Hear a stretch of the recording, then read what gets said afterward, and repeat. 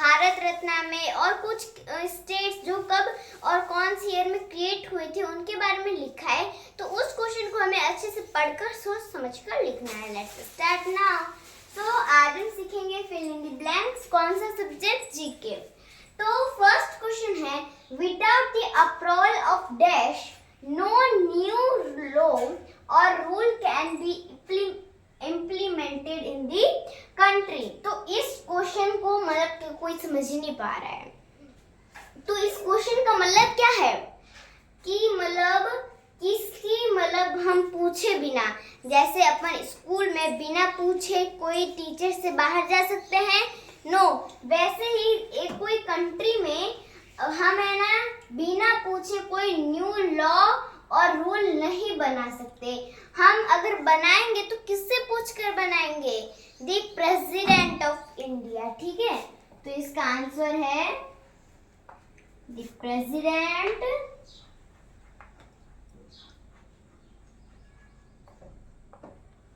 Of India. ठीक है, the president of India.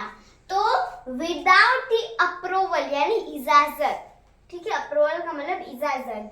Without the approval of the president of India यानी बिना president से पूछे हम कोई न्यू लॉ, ठीक है, न्यू लॉ और रूल नहीं बना सकते हैं कंट्री का। समझा? तो इस क्वेश्चन का मतलब ये होता है कि हम प्रेसिडेंट से इजाजत लिए बिना कोई न्यू लॉ या फिर रूल नहीं बना सकते हैं। ओके, फिर देखो, डैश अब्दुल गफ्फार खान वाज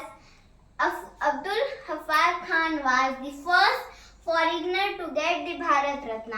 यानी कि अब्दुल गफ्फार खान और एक और थे जिनको पहली बार, ठीक है, भारत रत्न मिली थी और वो फर्स्ट फॉरेनर थे। तो अब्दुल गफ्फार खान के साथ, और यहाँ पे देखो कोमा लगाए, तो यहाँ पे क्या आएगा? फ्रंटियर गांधी। ठीक है, फ्रंटियर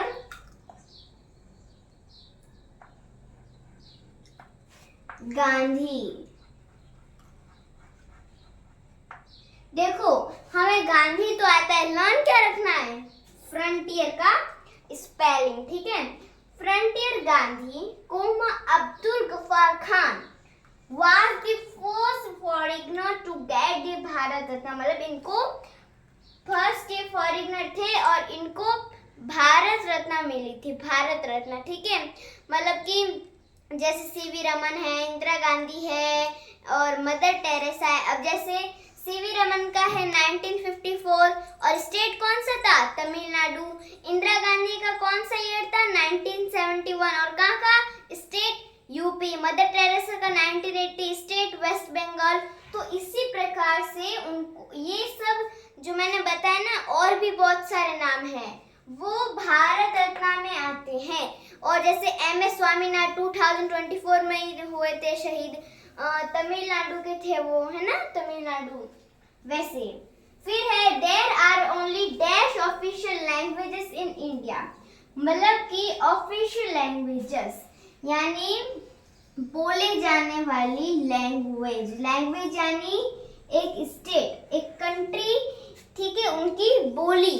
जैसे अब राजस्थान का मारवाड़ी बोलते हैं, तमिल का तमिली बोलते हैं, है ना, मलयालम का अलग भाषा, जैसे केरला का मलयालम है। उस प्रकार में हम मतलब ऑफिशियल यानी फिक्स लैंग्वेज कितनी है? ऑफिशियल बोले जाने वाली ज्यादातर 22 ऑफिशियल लैंग्वेजेस है। ठीक है, और यहाँ पर there are dash dialects are used in country. मतलब कि डायलेक्ट्स बाहर के स्टेट्स, कंट्रीज की, ठीक है, उसकी dialects are used in country. Country में यूज होने वाली अलग भाषा, ठीक है, there are dialects are used in country. Country, दूसरी कंट्री में बोले जाने वाली अलग भाषा, वो कितनी है? 19,500 डायलेक्ट्स हैं। ठीक है, ये ए है, ये ए है, आप कोई ई समझ रहे हो, ये ए है, dialects are used in country. फिर है dash is the first state to be created on linguistic basis in 1953. मतलब कि ये पहला स्टेट था, ठीक है, पहला स्टेट जो क्रिएटेड यानी बना था लिंग्विस्टिक बेसिस, और ईयर कौन सा था 1953। वो कौन सा स्टेट था? आंध्र प्रदेश, ठीक है, कौन सा स्टेट था? Andhra Pradesh.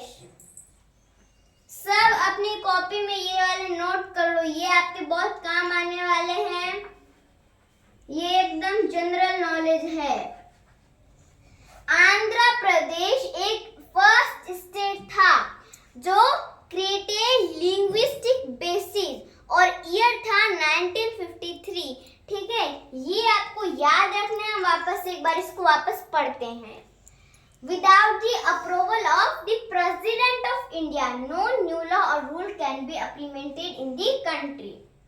Frontier Gandhi Abdul Ghaffar Khan was the first foreigner to get the Bharat Ratna. There are only 22 official languages in India. There are 19,500 dialects are used in country. Andhra Pradesh is the first state to be created on linguistic basis in 1953. तो ये सब हमको learn हो गए, okay.